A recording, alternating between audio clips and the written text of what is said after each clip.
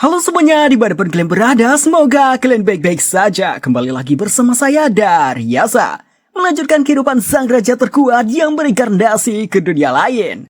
Arthur melanjutkan berpetualang sesuai tujuannya untuk melihat lebih luas dunia ini. Sudah lebih 2 tahun dia menjadi petualang. Sekarang dikenal dengan pendekar bertopeng bertubuh kecil yang sangat kuat. Jasmine masih menjadi pendampingnya. Sekarang mereka mengambil quest ke sebuah desa di mana di sana ada laporan kemunculan habitat beast. Tugas mereka hanya buat menyelidiki. Sebelum ke sana, Jasmine mengingatkan tentang prioritas utama yaitu bertahan hidup, tidak perlu memaksakan diri melawan beast yang agresif. Sylvie tidak ikut dalam quest, dia berlatih di area hutan di sini.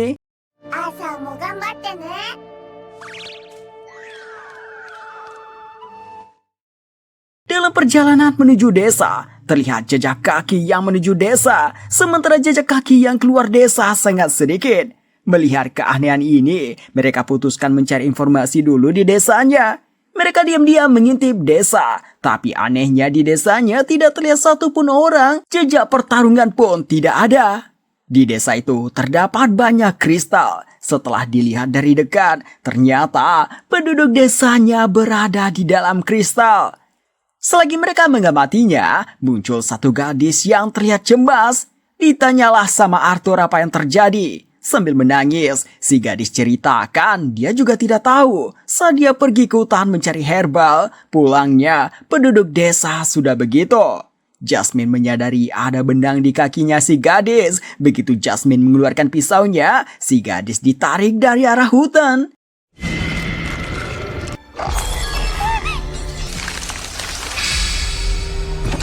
Monster inilah yang membuat semua penduduk desa mengkristal. Jasmine mengajak Arthur kembali. Melihat Arthur dan Jasmine pergi, beastnya juga masuk ke dalam hutan. Monster tadi adalah Arangne, salah satu beast yang masuk daftar beast yang sangat dihindari Jasmine. Dari 5 kali melawannya, Jasmine hanya pernah menang sekali. Itu pun dengan anggota lengkap Twin Horn, termasuk ayah dan ibu Arthur. Bagi Jasmine, tanpa adanya Alice, Twin Horn tidak akan menang melawannya. Hanya Alice dengan kemampuan penyembuh, emiter yang sangat langka yang bisa melepaskan kutukan Arangne. Di sisi lain, pertahanan Arangne sangat kuat, serangan sihir sulit menembusnya. Pedang akan terpental karena kulit kerasnya. Tapi ada sedikit keanehan, Arangne membenci matahari, seharusnya berada di dasar dungeon. Arthur sadar tidak bisa melawannya saat ini. Atas itu mengajak kembali dan melapor ke Gwyll. Baru setelahnya membuat persiapan melawan Arangne. Baru mau bergerak, tiba-tiba Arangne berada di belakang mereka. Langsung menggunakan kemampuan kristalnya. Jasmine mendorong Arthur, akibatnya dialah yang terkurung dalam kristal.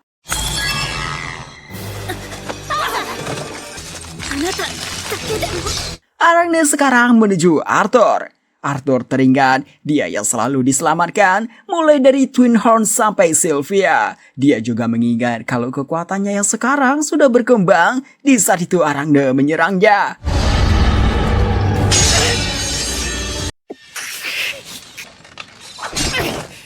Arthur menangkis rentetan tembakan jaring dan bergerak mendekat. Selagi itu dia mengingat dia yang sebagai raja terkuat di kehidupan sebelumnya, tidak terhitung sudah berapa nyawa yang sudah dia ambil hanya dengan satu tebasan pedang. Perang pun tidak pernah kalah. Arthur berhasil sampai ke atas Arangne, mencoba menusuk dengan kedua pedangnya. Namun tidak dapat menghancurkan kulit keras Arangne. Tubuh Arthur dibawa terangkat ke depan Arangne. Seketika itu juga Arangne menembakkan sihir dari matanya. Arthur bisa menghindari itu, mirip seperti dia menghindari tembakan di kehidupan sebelumnya. Arthur kembali melompat, kini ke belakang Arangne.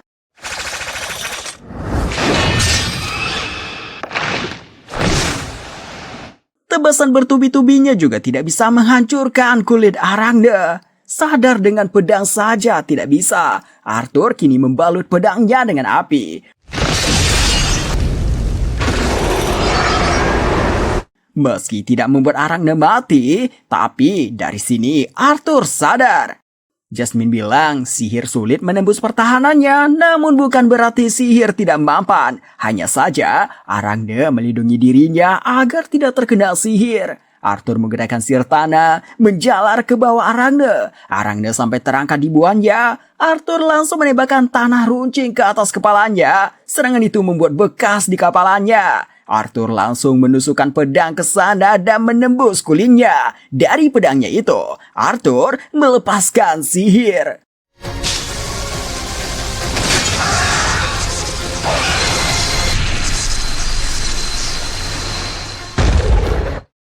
Merasa Arangne telah dikalahkan, Arthur menuju ke Jasmine. Ternyata Arangne belum mati. Diam-diam menggunakan sihir kristalnya pada Arthur. Arthur menyadari itu. Dia menggunakan kemampuan menghentikan waktu milik Sylvia. Arthur merasa berterima kasih pada Arangne. Berkat bertarung melawannya, dia dapat mengingat kembali ilmu pedangnya. Menggunakan ilmu pedangnya itu, dia mengakhiri Arangne.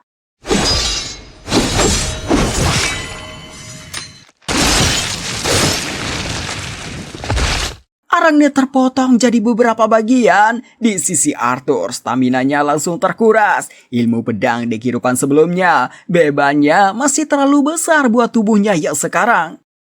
Arthur berbaring menghadap langit, sadar ilmu pedangnya ditambah sihirnya dari dunia ini masih jauh dari kata sempurna. Tidak lama setelahnya, Sylvie muncul.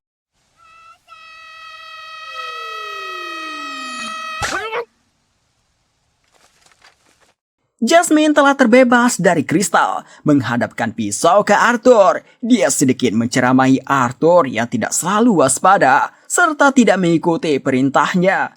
Arthur meminta maaf telah mengabaikan perintah Jasmine dan malah melawan Arangne yang jelas-jelas itu beast yang sangat agresif dan berbahaya. Arthur katakan dia melakukannya karena terbawa emosi. Melihat Arthur yang sudah paham, Jasmine tidak memperpanjangnya, tapi mengingatkan kembali jika terjadi sesuatu pada Arthur, banyak yang akan sedih. Jadi menyuruh lagi jangan lakukan hal berbahaya. Arthur langsung katakan itu mustahil, Jasmine juga orang yang berharga baginya. Mereka mau mengambil manakor Arangne, rupanya sedang dimakan sama Sylvie.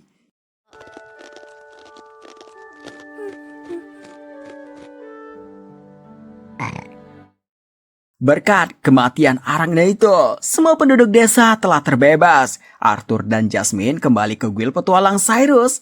Kabel Arthur dengan identitas Nod yang telah mengalahkan Arangne tersebar. Elijah sedikit tidak menyangka Nod dan Jasmine tidak terluka dari melawannya. Lucas masih mencari keributan, mengungkapkan ketidakpercayaannya, mengingat Arangne tidak pernah muncul di permukaan. Untuk buktinya, dia menyuruh tunjukkan manakor milik Arangne.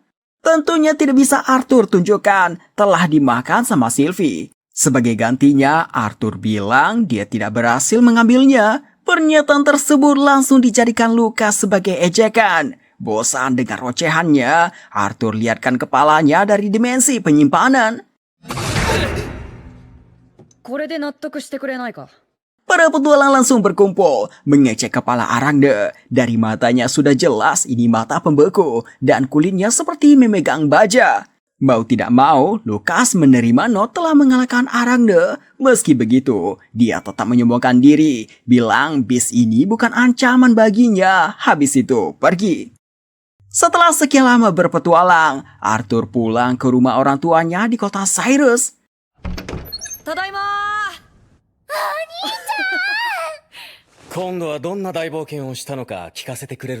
Arthur menceritakan kisah petualangannya. Orang tuanya langsung kaget begitu mendengar mengalahkan Arangne. Setelah itu Alice memarahi Arthur termasuk Jasmine. Soalnya sebelum pergi sudah berjanji padanya untuk tidak melakukan hal berbahaya. Tapi malah melawan beast yang masuk 5 besar beast yang harus dihindari saat bertemu.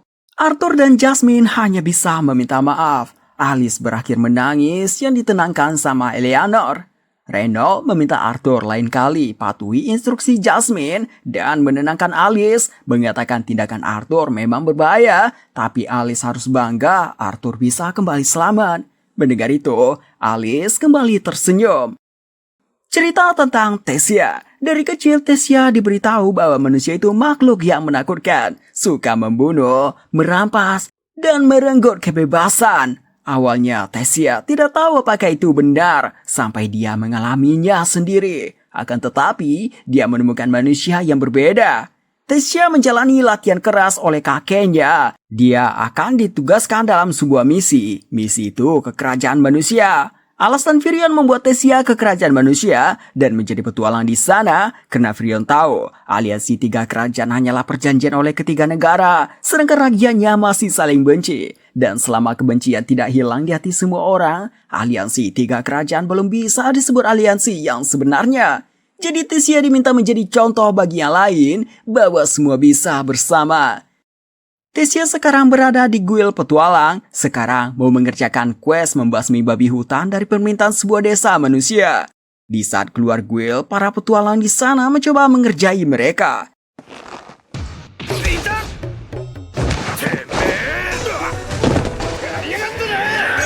の壁 Tesia sebenarnya ingin saja meladeni orang yang buat permusuhan dengannya, tapi Ferris tidak menginginkan itu, makanya dia mengajak buat lari saja. Di jalan mereka menumpang kereta kuda, sopirnya menatap mereka dengan sinis, termasuk para petualang yang berada dalam gerobak. Tesia menghiraukan tatapan permusuhan mereka. Di tengah perjalanan, mereka dikejar kawanan bandit.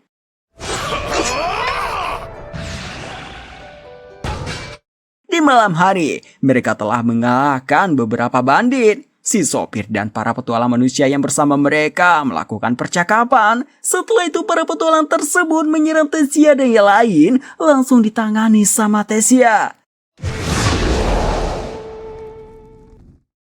Tesia dan rekannya membicarakan kenapa ada banyak kelompok bandit yang menyerang. Ferris beranggap ini mungkin karena kita elf yang harganya mahal kalau dijual. Tesia tidak terlalu peduli hal itu. Dia membebaskan rusa pengangkut. Setelahnya berjalan ke desa yang membuat permintaan.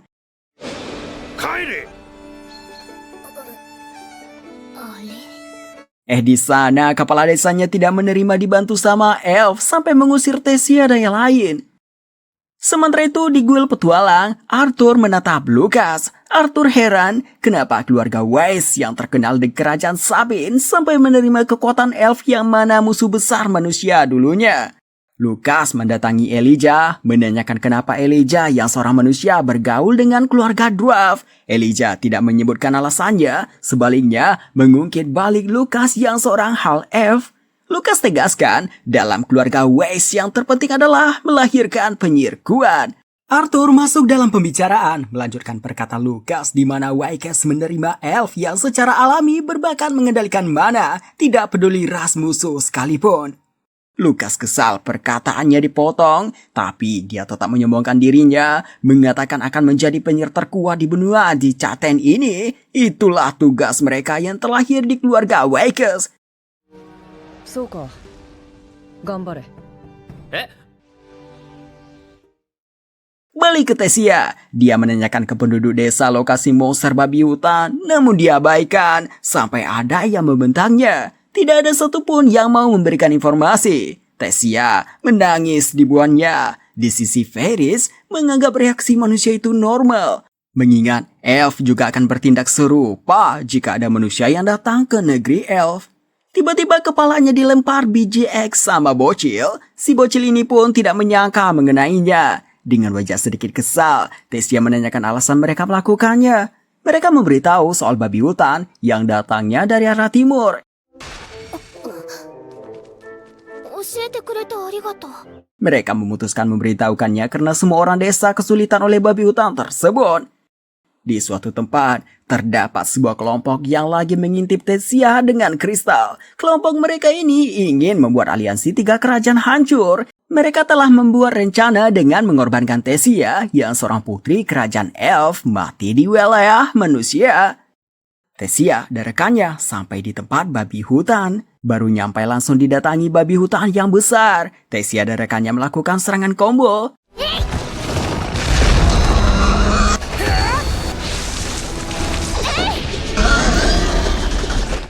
Babi hutan yang harusnya mati dengan serangan tersebut malah terlihat tidak kenapa-napa. Mereka berakhir lari dari babi hutan sambil mencoba menahan pergerakannya. Anehnya, sihir tidak mempan padanya. Babi hutan ini kelemahannya elf, dia hanya bisa diserang dengan serangan fisik. Sementara elf fisiknya lembah, hanya hebat dalam mengendalikan mana yang tidak berguna melawan babi hutan ini.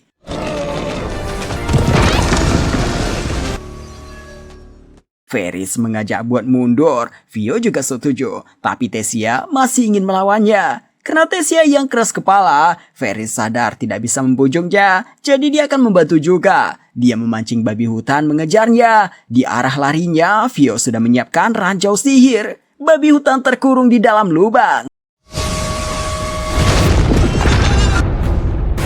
Tessia mengangkat beberapa batu besar, menjatuhkan ke babi hutan. Tessia dan rekannya merasa lega telah mengalahkannya. Stamina mereka telah terkuras akibat berlari. Di sisi lain, fisik elf tidak terlalu kuat. Beberapa detik setelahnya, terjadi guncangan dan babi hutan melompat keluar dari lubang, jatuhnya ke arah Ferris dan Vio. Dengan sigap, Tessia menerbangkan mereka. Babi hutan mengarah ke Tessia, sementara mana Tessia sudah terkuras. Di situasi ini dia teringat pada Arthur, yakin Arthur bisa mengatasi situasi ini. Ferris dan Vio sudah mengajak lari, tidak ada gunanya bertarung tanpa mana. Tessia teringat hal yang diberitahu Arthur padanya, Tessia melakukannya juga.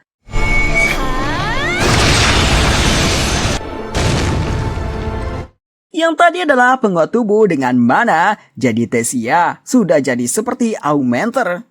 Kelompok ini tidak terlalu terkejut, malah mau mengirim mana beast yang lebih kuat untuk membunuh Tessia. Habis menghabisi babi hutan, Tessia menemui kepala desa. Bajingannya si kepala desa tidak terucap kata terima kasih dari mulutnya, seenaknya mengabaikan Tessia. Hal tersebut membuat Tessia jadi sedih. Di sisi lain, Vio kesal sama manusia, sedangkan Ferris tampak biasa saja sudah menduga akan begini. Beda dengan yang lain, dua bocil tadi berterima kasih pada mereka.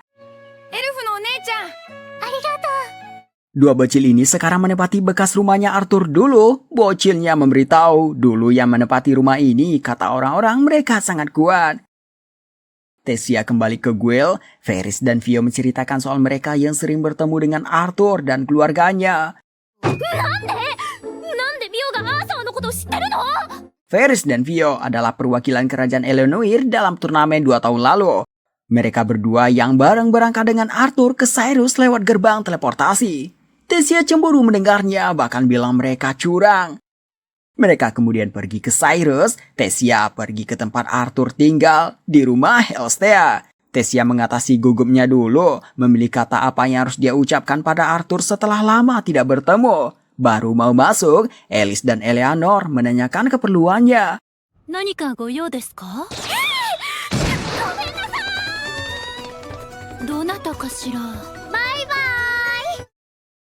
Arthur dalam perjalanan mengerjakan quest bersama Jasmine mengharuskan lewat jalur laut, tapi cuacanya tidak bersahabat. Gelombang besar menghantam perahu mereka dan mereka terpisah.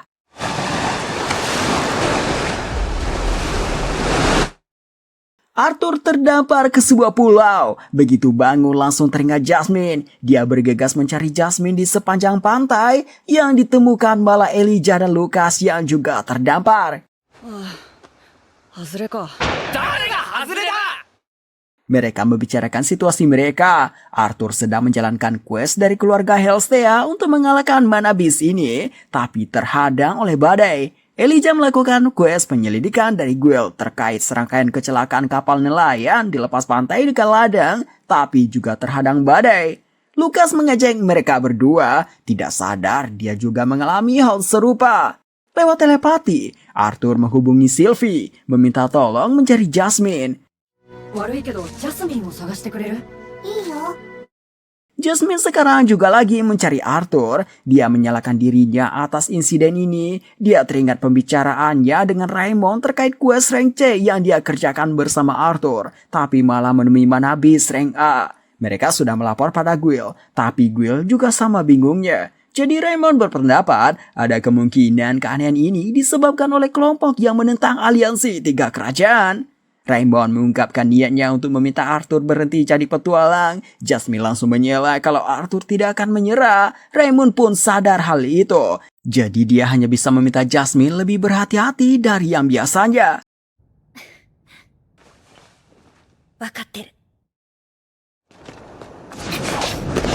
Jasmine mendengar suara langkah. Begitu ke sana, ternyata hanya kesatria dari keluarga Wakes yang sedang mencari Lukas. Mereka memberitahu kalau sekarang sedang menjalankan perintah dari kerajaan Sapin, namun terhadang badai yang membuat berpisah dengan Lukas. Lukas mengeluarkan perlengkapan berkemah dari cincin dimensi, menyuruh Arthur dan Elijah mendirikan tenda, padahal sebenarnya dia tidak tahu cara melakukannya. Arthur tidak mau ribut-ribut, jadi dia menurutinya saja. Bahkan setelah selesai, Lukas menyuruh cari makanan. Pertama Arthur menanyakan apakah Elijah memiliki makanan yang disimpan dalam cincin dimensi. Elijah memang punya, tapi stoknya hanya sedikit. Atas itu Arthur mencari sendirian. Dan dalam waktu yang sebentar saja, Arthur telah mengumpulkan beberapa ikan dan jamur. Elijah terkesan dengan Arthur yang bisa melakukan apa saja. Arthur membangunkan Lukas, menyuruh Lukas mengurus ikannya dengan alasan Lukas ahli dalam sirapi. Dipuji begitu, membuat Lukas mau melakukannya. Namun dia sangat payah, tidak bisa mengendalikan apinya. Terlalu besar membuat ikannya gosong sampai ke tulang. Terlalu kecil jadi tidak berguna. Setelah melakukan beberapa percobaan yang memakan waktu, dia akhirnya bisa melakukannya. Ketika dia tunjukkan buat pamer, melihat Arthur yang sedang memanggang jamur dan memberitahu berbagai hal tentang memanggang makanan pada Elijah. Lukas mencoba jamur yang dipanggang Arthur. Itu terasa lezat, tapi dia enggan buat mengakuinya langsung. Sementara Arthur memuji panggangannya Lukas meski banyak ikan yang dikorbankan. Elijah sadar Arthur memperlakukan Lukas begini agar Lukas bisa diajak kerjasama. Arthur mengitari pulau ini, tidak menemukan ada orang lain di sini, hanya menemukan perahu yang hancur. Arthur menanyakan keputusan yang lain, apakah menunggu pertolongan atau pergi dengan usaha sendiri. Untuk menunggu pertolongan, Arthur yakin Jasmine yang seorang rank AA menemukannya di sini. Lukas tidak menyetujui kedua usulan itu. Dia beritahu alasannya karena monster salamander yang mau dia lenyapkan. Mana bis ini mampu mengendalikan cuaca, berbahaya melawannya di laut. Selain itu, dialah penyebab kita terdampar di sini. Jadi baik yang mau ke sini ataupun keluar dari pulau ini akan dihadang olehnya dengan badai. Lukas beritahu atas bahayanya Manabis ini, pihak kerajaan mengutus keluarga Wakes buat melenyapkannya. Lukas yakin Manabis ini sekarang di pulau ini. Manabis ini memiliki kebiasaan membuat sarang di dekat laut dan menjadikan wilayah sekitarnya menjadi kekuasaannya. Pergilah Arthur dan yang lain mencari Manabis itu. Sylvie sampai di tempat Jasmine menceritakan soal Arthur sambil menunjuk ke arah laut, tapi Jasmine tidak bisa berkomunikasi dengannya.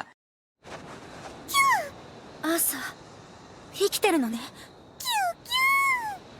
Yokatta. Jasmine menanyakan apakah Arthur masih hidup. Sylvie mengangguk. Meski tidak tahu perkataan Sylvie, tapi Jasmine mengerti bahwa Arthur masih hidup dan sekarang berada di arah laut yang ditunjuk Sylvie. Arthur menemukan gua yang diyakini sarang si salamander. Arthur meminta Lukas memancingnya keluar. Lukas memamerkan kekuatannya.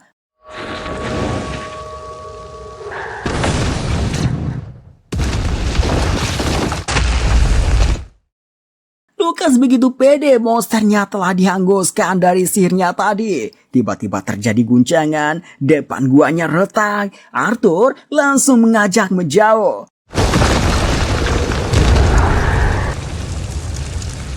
Salamandernya keluar, ukurannya jauh lebih besar dari yang biasanya.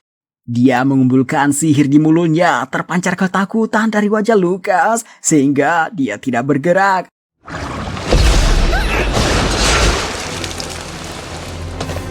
Arthur menyuruh Lukas siapkan serangan kuat, sementara dia akan memancing salamander. Elijah mengambil pertahanan, menghalau serangan menuju Arthur. Lukas selesai membuat sihir kuatnya, sayangnya itu tidak melumpuhkan salamander. Lukas begitu tidak menyangka. Arthur sampai ke salamander, berhasil menyayat kepalanya, dilanjutkan tembakan sirapi dari Lukas. Serangan mereka sebenarnya mampan, hanya saja regenerasi salamander ini begitu cepat. Lukas tidak percaya ada makhluk begini, namun Arthur malah menganggap ini menarik.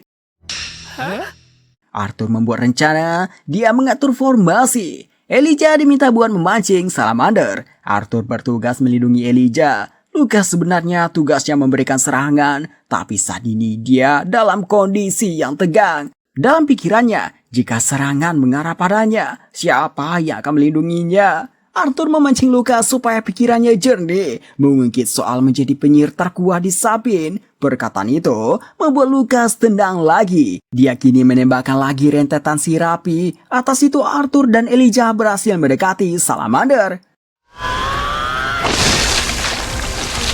Sebelum lukanya tertutup, Elijah menembakkan sihir tanah ke luka itu. Serangan seperti itu mereka lakukan beberapa kali. Salamandernya berhasil dikalahkan. Lucas menganggap ini semua berkat dirinya, padahal Arthur lah yang mengatur semuanya dan memikirkan rencana serangan tadi. Walau begitu, Arthur tetap memuji sihir milik Lucas. Arthur begini karena tahu Lucas memikul beban berat dan tekanan besar dari keluarganya, mengingatkan Arthur pada dirinya di kehidupannya yang sebelumnya. Salamandernya bangkit kembali, ini mengejutkan mereka. Ditambah stamina mereka sudah menipis. Meski begitu, Arthur tetap memutuskan akan melawannya. Bertaruh sampai sejauh apa dia bisa bertahan dalam kondisi begini.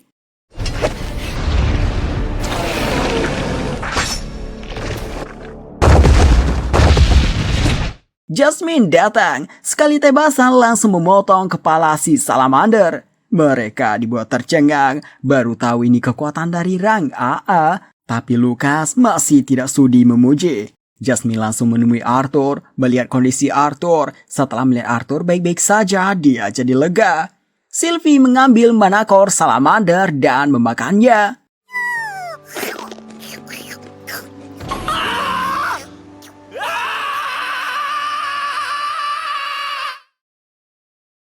Tessia kembali lagi ke tempat Arthur tinggal. Setelah menetapkan hatinya, dia memberanikan diri buat masuk. Sebelum pagarnya dibuka, Raymond datang di belakangnya menanyakan ada keperluan apa.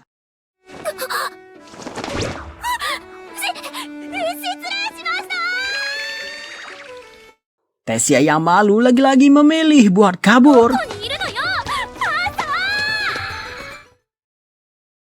Arthur dan Jasmine kembali ke Cyrus. Setelah dari guild ada seorang menemui Jasmine. Dia juga petualang rank AA, namanya Brawl. Dia meminta tolong Jasmine membantunya dalam sebuah quest. Pulangnya, di saat Arthur berlatih dengan Twin Horn, Jasmine membicarakan Brawl dengan Raymond. Raymond sangat mengenal Bran. Brawl adalah seorang petualang yang selalu berada di garis depan. Dia memposisikan dirinya di posisi paling berbahaya untuk mengalihkan perhatian musuh. Meski begitu, dia menyelesaikan banyak quest hampir tanpa luka. Banyak gelar yang dia dapat, seperti si tembok baja, kastil putih, dan kesatria putih. Tidak hanya guild, para petualang juga mempercayainya, sebab bukan hanya memiliki kemampuan yang hebat, dia juga orang yang baik.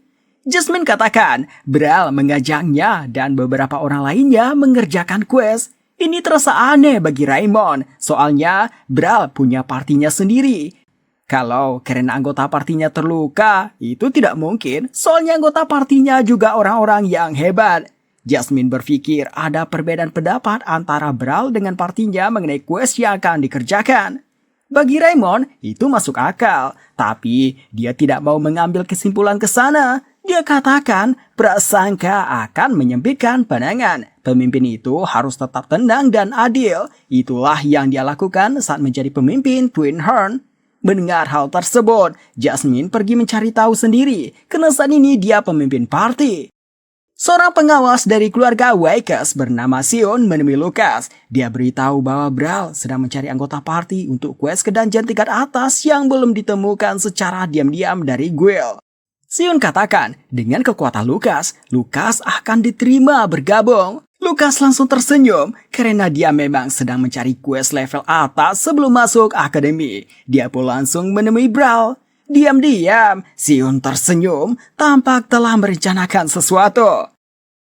Sementara itu, Arthur menemani ibu dan adiknya berbelanja, membeli pakaian dan aksesoris buat ulang tahun Eleanor nanti. Di suatu kafe, Tessia dengan wajah masam membicarakan soal dia yang tidak kunjung juga bertemu Arthur karena ada yang mengganggu sebelum masuk. Vio melihat ada Arthur bersama keluarganya di seberang jalan. Dia beritahu pada Tessia. Saat Tessia menengok, itu bertepatan dengan kereta kuda yang lewat sehingga dia tidak melihat Arthur.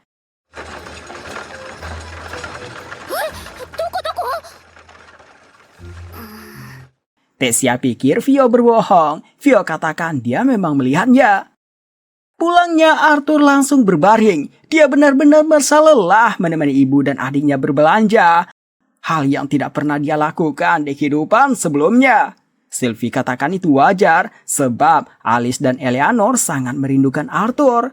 Sylvie lalu menanyakan kapan pergi berpetualang lagi, soalnya dia sudah merasa lapar. Lapar bukan pada makanan, tapi pada yang bulat dan bersinar, atau dengan kata lain, manakor. Atas itu Arthur berencana mau berpetualang lagi. Kalau beli di kota ini, yang ada duit Arthur habis kena mahalnya manakor. Tapi sekarang, waktu janji Arthur masuk Akademi Cyrus tinggal sebentar lagi. Kemungkinan quest selanjutnya adalah quest terakhir. Arthur pergi menemui Jasmine.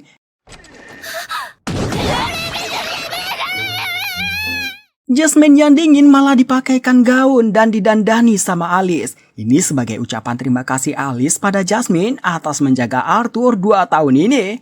Arthur teringat ibunya yang menyuruhnya tentang memuji pakaian wanita. Namun Arthur tidak bisa membedakan perkataan mana yang benar untuk orang dewasa. Jasmine, kawaii yo.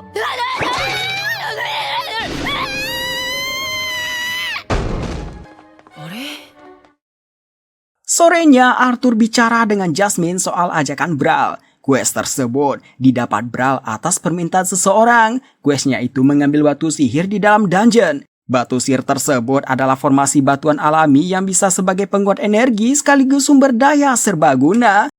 Jasmine menyarankan untuk menolak. Jasmine sudah menyelidikinya. Kali ini Brawl bergerak sendiri tanpa anggota partinya dan tanpa sepengetahuan Guild. Tapi Jasmine sudah tahu kebiasaan Arthur. Tahu Arthur akan ikut dalam quest tersebut.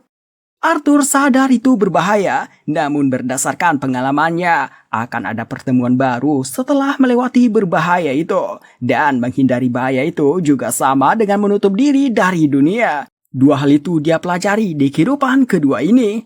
Arthur mengatakan ini quest terakhirnya bersama Jasmine sebelum dia masuk akademi. Di sisi lain, di Guild Cyrus saat ini tidak ada quest yang menjanjikan dan dia juga ingin ada kenangan di quest terakhir. Jasmine pun mengikuti apa keinginan Arthur. Sementara itu di dalam dungeon, Sion telah menyelesaikan tahap akhir dari rencananya.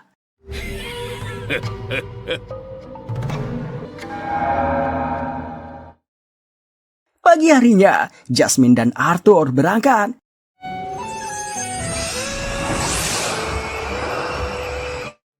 Sylvie yang tidak suka gua pergi berkelana sendiri. Asa, gambatte ne. Sylvie mo ne.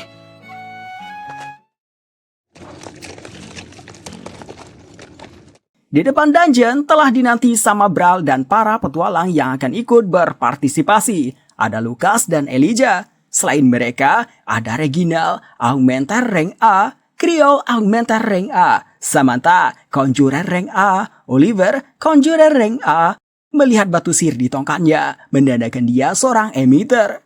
Yang terakhir datang, sang pemimpin party pada kuis ini, Brawl Augmenter rank AA.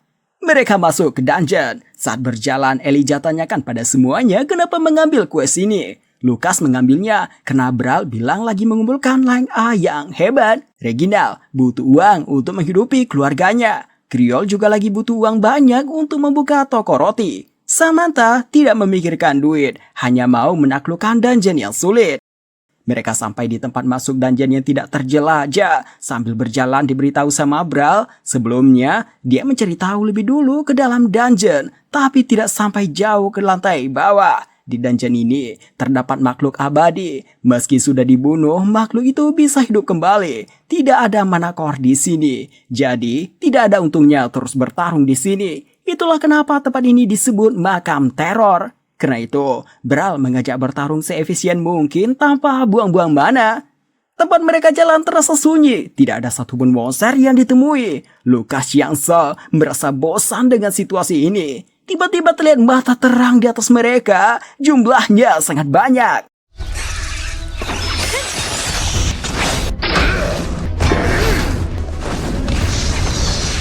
Sambil bertarung, Brawl menyuruh jangan buang-buang mana dan stamina. Brawl merasa heran, kenapa ada banyak monster di sini, apalagi mereka Bad Runner, monster yang tidak lembah. Arthur menyuruh Lukas membakar semua yang di atas. Selagi itu Arthur membasminya mendekat ke Lukas. Lukas yang awalnya cemas dengan situasi ini, namun dia bisa tenang kembali melihat Arthur.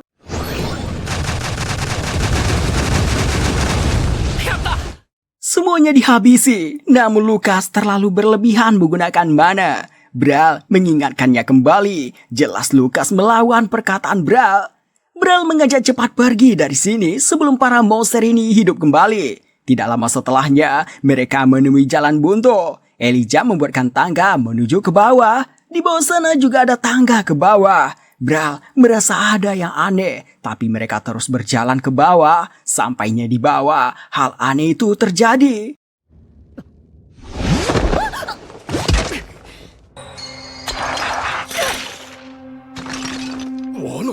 Regina langsung protes pada Brawl. Sebelumnya, Brawl bilang tidak ada jebakan. Brawl pun tampak panik, dalam hati mengatakan ini berbeda dari yang seharusnya.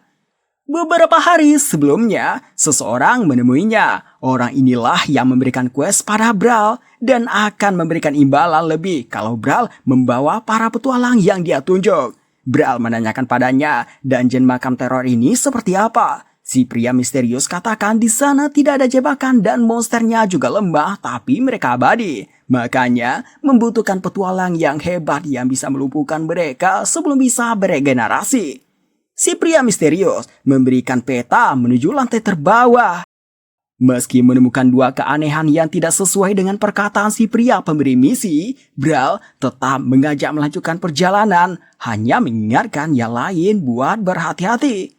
Semakin ke dalam, suhunya terasa panas. Di depan mereka muncul gas panas dari berbagai lubang. Dan setelahnya terjadi guncangan. Reginald tanyakan lagi pada Brawl kali ini apa. Brawl katakan tidak tahu. Reginald pun marah padanya. Dari tadi hanya bilang tidak tahu dan tidak paham. Seolah Brawl belum pernah ke sini.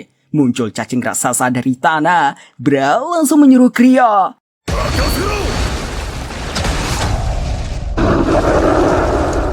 Habis cacing itu pergi, Reginald memastikan lagi apakah Brawl pernah kesini buat menyelidiki atau belum. Brawl akhirnya mengaku kalau dia sebetulnya belum pernah masuk ke dalam sini. Dia hanya diberitahu detailnya oleh klien yang memberikan quest ini sampai ke peta lokasinya. Arthur tahu betul Brawl sudah ditipu. Arthur penasaran ini untuk apa. Oliver mengajak Samantha ikut bersamanya. Dia katakan Brawl telah membohongi kita. Lebih baik rebut harta karunnya selagi mereka sibuk berurusan dengan cacing. Samantha sebenarnya tidak mau, tapi tangannya digenggam dan dibawa oleh Oliver. Arthur menyadari ada pergerakan dari dinding. Dia langsung membawa Samantha kembali, menyuruh Lukas pasang barrier. Oliver sudah diminta buat masuk. Olivernya tidak mau. Dia sampai teriak tidak ingin mati bersama kalian.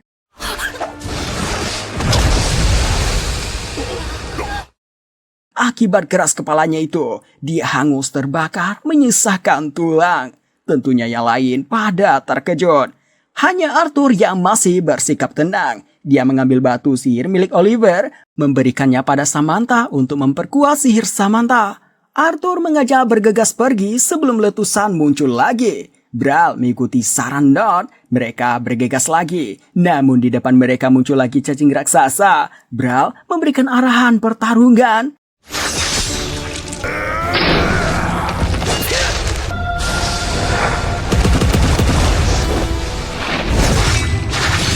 Serangan gabungan mereka belum cukup menumbangkan cacingnya. Sementara itu hanya Lukas yang tidak bertarung. Dia sekarang gemetar ketakutan. Arthur sampai menyelamatkannya dari hantaman cacing. Jasmine memberikan serangan kuat. Itu membuat cacingnya masuk lagi ke lubang di tanah. Brawl dan yang lain pikir cacingnya melarikan diri. Mereka pun jalan lagi. Dan terjadi guncangan kembali. Arthur langsung sadar cacingnya tidak berniat membunuh. Dari tadi hanya mengulur waktu sampai letusan berikutnya. Dengan cepat Arthur menyuruh Lukas pasang barir. Lukasnya malah gemetaran ketakutan. Kakinya sampai tidak bisa berdiri. Arthur buru-buru ke tempatnya.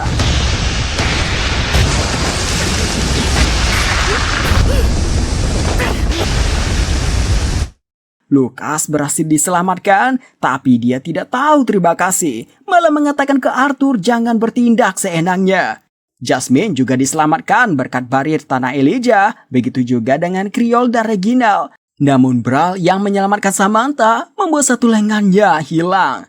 Arthur menyuruh mereka bergegas. Setelah keluar dari neraka letusan itu, baru merawat tangan Bral. Lukas teriak pada Bral, menyalakan semua ini karena Bral tidak hanya kehilangan satu emitter, juga kehilangan satu lengan.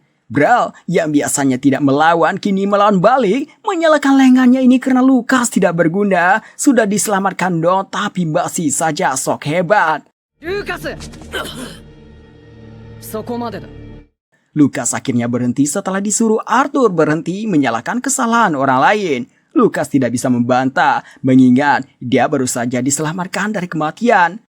Arthur lalu menyuruh Bral sebagai pemimpin party buat keputusan apakah tetap lanjut atau mundur dan jangan ada rahasia lagi yang disimpan. Bral mengakui telah berbohong soal bilang sudah menyelidiki dungeon ini. Dia hanya tahu situasi dungeon dari klien yang memberikan quest ini. Dia bahkan belum pernah menginjakan kaki di tempat ini. Ya hari suka. Bral meminta maaf telah membuat semuanya berada dalam bahaya, tapi menegaskan dia tidak akan mundur. Kemungkinan ini akan jadi dungeon terakhirnya, jadi meminta biarkan dia melanjutkan sampai akhir. Bral sampai menundukkan kepalanya. Arthur menganggap kalau kembali tanpa Bral sama saja bahayanya, jadi dia membuat keputusan melanjutkan bersama Bral. Jasmine tentunya mengikuti Arthur, yang lain juga sama. Bral yang dari tadi melihat No tetap tenang di segala situasi dan cepat mengambil tindakan menyerahkan kepemimpinan party pada Not. Mereka sampai di pintu kristal. Bral diberitahu sebelumnya kalau jalan menuju lantai terbawah ada di balik pintu ini. Creole menyentuhnya dan pintu itu pun terbuka.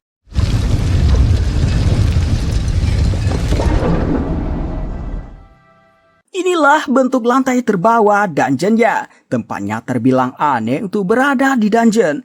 Tidak ada pilar penyangga yang biasa ada di dungeon. Terdapat banyak kristal, langit-langitnya pun kristal, dan terlihat indah dengan terdapat bunga. Suhunya juga terasa hangat dan nyaman.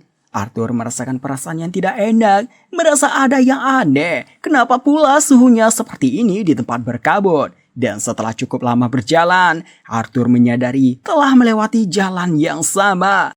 Beberapa orang ada yang melihat pintu masuknya ada dua. Arthur meyakini kabut ini memperlihatkan ilusi yang berbeda tiap orangnya, seolah mempengaruhi kesadaran manusia. Perlahan kelima indera mereka seperti lumpuh.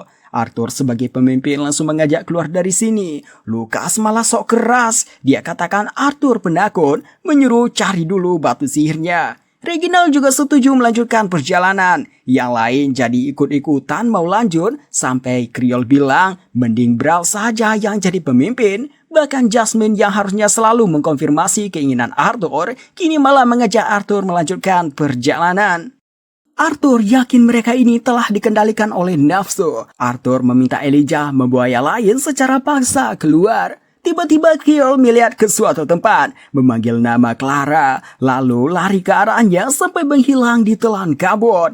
Lukas juga melihat ilusi, ada kakaknya yang muncul. Kakaknya itu memujinya, yang itu membuatnya sendang. Untungnya dia disadarkan oleh Elijah.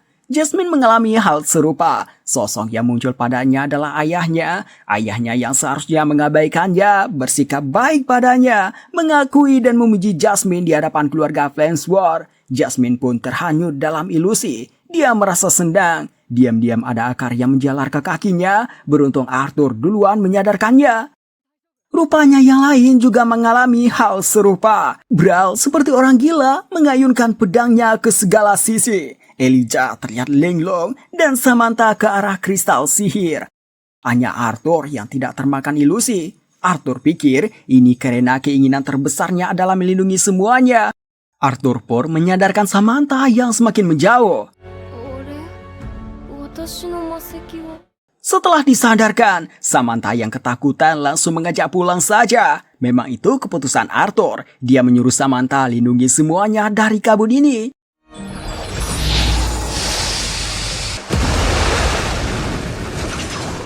Baru setelah hilangnya kabut di dalam barier, pikiran semuanya jadi normal. Arthur meminta Jasmine melenyapkan kabut di sekitar sini. Jasmine katakan tidak bisa menghapus semuanya, hanya membukakan jalan.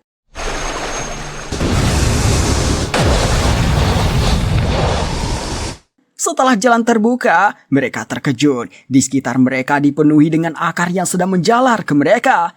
Pikiran Brawl tidak sepenuhnya jernih. Dia memotong-motong akarnya secara membabi buta. Arthur menyuruh Lucas membakar yang mendekat. Si rapinya itu tidak meninggalkan bekas apapun. Itu membuatnya jadi inferior lagi. Arthur menyuruh Elijah dan Reginald fokus melindungi, sementara Arthur dan Jasmine membukakan jalan secara langsung. Lucas malah tidak senang melihat Arthur begini. Brawl yang gegabah, tubuhnya terikat seluruh akar. Arthur bergegas menyelamatkannya. Melihat semua ini, Samantha semakin ketakutan, tubuhnya pun sulit dia gerakkan. Arthur menyuruh Lucas menyebarkan si rapi. Seharusnya api bisa membakar semuanya, sayangnya akar-akarnya mengandung banyak air, bisa menyemprotkan uap air sehingga apinya langsung padam. Arthur menguatkan Samantha, memintanya mengumpulkan air yang berada di dalam akar-akar ini. Samantha mencobanya dan berhasil. Akar-akarnya jadi kering dan regenerasinya terhenti. Setelah akarnya tidak bergerak lagi, Arthur mengajak cari Kriol dan keluar dari sini. Semuanya menuruti Arthur, hanya Lucas yang masih bertingkah menyalahkan orang lain atas situasi ini, terutama petualang veteran. Jasmine menanyakan siapa Clara itu. Reginald beritahu itu nama tunangan Kriol yang sudah meninggal di dungeon. Kriol mengikuti quest ini buat mewujudkan mimpinya dan Clara. Brawl dan Reginald, salah satu tujuan mereka juga membantu mewujudkan keinginan Kriol. Tiba-tiba tempatnya berkabut lagi, akarnya kembali bergerak. Ini dikarenakan di bawah tanah ini ada sumber air yang digunakan akarnya buat beregenerasi. Arthur memberikan mereka semangat, mengajak bertarung lagi. Tiba-tiba semuanya menjadi terpatung ketakutan, seolah melihat sosok yang menyeramkan. Yang mereka lihat itu adalah Manabis Rank S, Elderwood, sosok yang hanya pernah mereka lihat di buku literatur. Di dada Elderwood ada Kriol yang sudah terhanyut dalam ilusi, terus memanggil nama Clara, sampai akhirnya dia tertutup sepenuhnya oleh akar. Brawl masih dipenuhi amarah, dia menyerang secara asal-asal.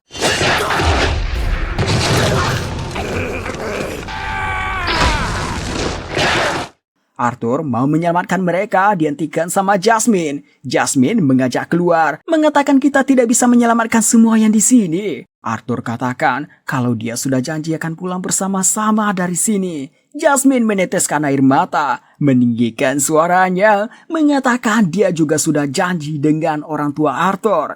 Arthur sadar perasaan Jasmine, namun Arthur tidak bisa melakukannya. Dia tetap akan keluar bersama yang lain. Arthur mengambil alih komando pertarungan, dia pergi menyelamatkan Samantha. Jasmine membawa Brawl menjauh, Elijah membantu pertahanan Regina. Setelah menyelamatkan Samantha, Arthur mendekati Elderwood menggunakan sihir gabungan api dan petir.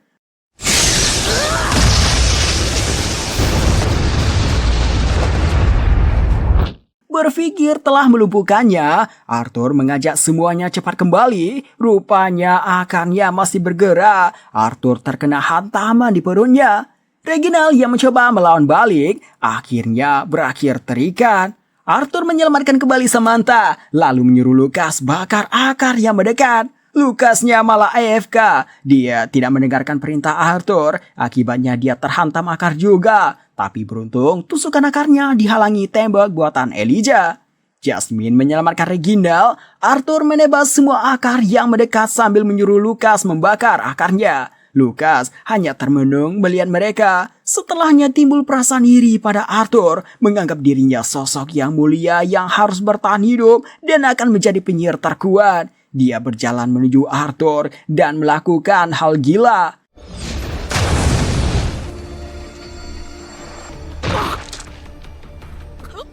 Jasmine yang ke tempat Arthur juga ditembak sama Lucas. Begitu pula dengan Elijah. Lucas katakan dia tidak akan mempertaruhkan nyawanya pada rakyat jelata. Nyawanya lebih berharga dari semua yang di sini. Semua yang di sini hanya akan jadi umpan hidup untuknya dalam mencatatkan namanya dalam sejarah.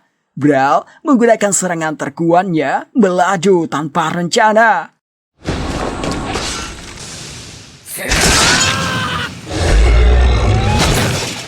Tubuhnya Brawl berakhir tertusuk beberapa akar. Arthur tersadar. Dia melihat kondisi sekarang. Jasmine tidak sadarkan diri. Reginald juga tidak sadarkan diri. Samantha tidak sanggup berdiri. Elijah juga terluka parah. Brawl sudah tidak bernyawa dan Lucas yang kabur.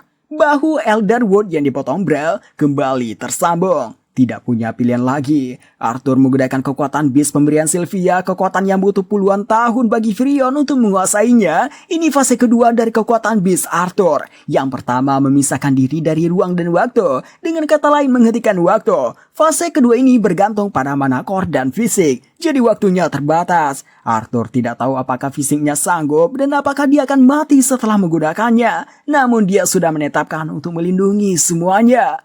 Sylvie yang lagi farming merasakan perasaan Arthur. Dia langsung terbang ke tempat Arthur. Kekuatan ini membuat semua yang berada di dekat Arthur membeku. Petir menyambar di sekitarnya. Arthur mulai menyerang.